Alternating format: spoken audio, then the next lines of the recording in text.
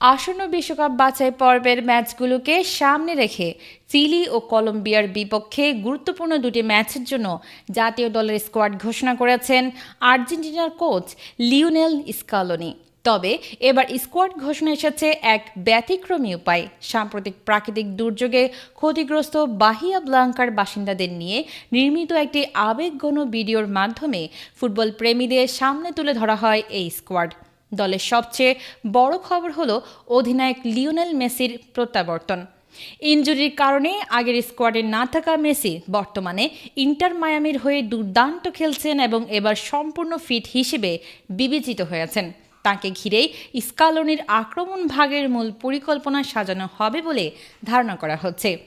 Argentina 6 June চিলির মুখোমুখি হবে সান্তিয়াগো দে চিলিতে। ম্যাচটি শুরু হবে বাংলাদেশ সময় সকাল 7টায়।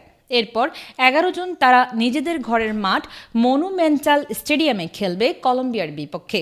এই ম্যাচটি শুরু হবে বাংলাদেশ সময় সকাল 6টায়। এবারের স্কোয়াডে এসেছে বেশ কিছু চমক। বেলগ্রানোর তরুণ ডিফেন্ডার মারিয়ানো ট্রুইলো এবং রিভার প্লেটের মিডফিল্ডার ফ্রাঙ্কো মাস্তান্তুনো প্রথমবারের মতো জাতীয় দলে সুযোগ পেয়েছেন।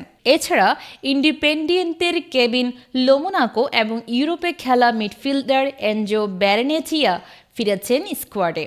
এই তরুণদের কেউই এখনও আন্তর্জাতিক ম্যাচে অভিষেক করেননি। এছাড়াও দলের নিয়মিত সদস্যদের মধ্যে রয়েছেন Emiliano Martinez, Cristiano Romero, Enzo Fernandez, Rodrigo De Paul, Lautaro Martinez ও জুলিয়ান আলভারেজ।